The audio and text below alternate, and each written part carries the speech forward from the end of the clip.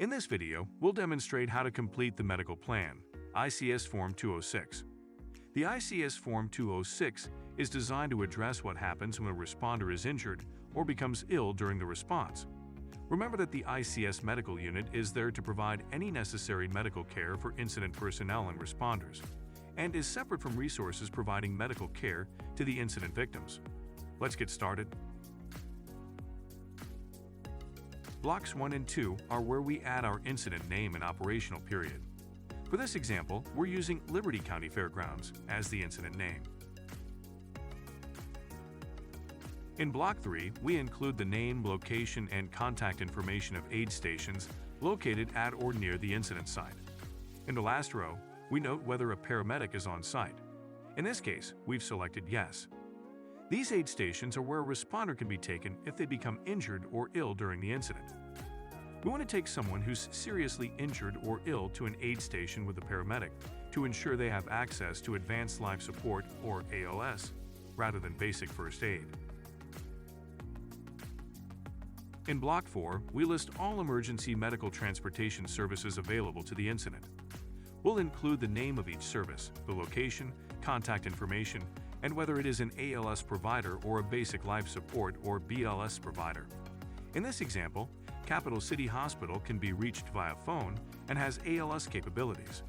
This would be one of the best options for a seriously injured individual, since it's a flight service that comes from a hospital and can provide ALS care. In Block 5, we include a list of hospitals relatively close to the incident site. As with the transportation list, we write down the name of each hospital, its address or map latitude and longitude if it has a helicopter pad, contact numbers or radio frequencies, and how long it takes to get to the facility by ground and air if available. The Trauma Center column is where we select if the hospital is a trauma center. If so, we also include the level of care they provide. In our example, a hospital is a Level 3 trauma center. Trauma centers are rated on a scale of 1 to 3. The lower the number, the higher the level of care. Not all hospitals are trauma centers, so be sure injured or ill responders are being sent to the right place for the appropriate level of care. In the Burn Center column, select if the hospital has a burn center. In our example, our hospital doesn't have one. Not all hospitals are burn centers, nor do they all have burn units. People with burns require highly specialized care to get the best outcome. And let's not forget about animals. If canine or horse units were involved in an incident, we want to include an emergency veterinarian. These animals are part of our team, and we need to ensure we take proper care of them too. In the helipad column, select if the hospital has one. Not all hospitals have them, and even if they do, they're not always located on the same site as the hospital itself.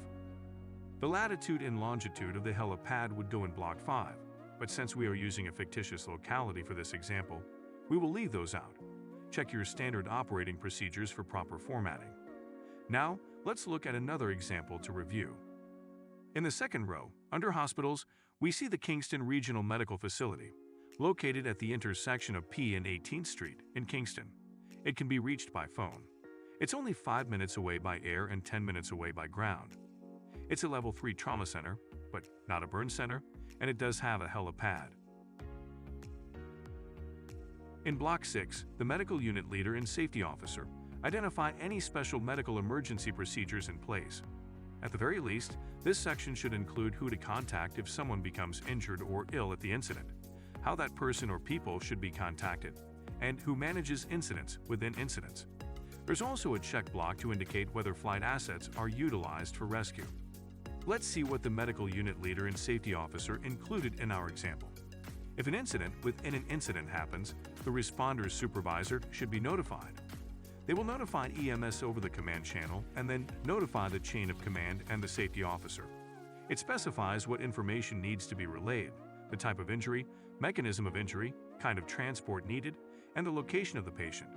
The scenario goes a bit further to note that the aid station is for minor injuries.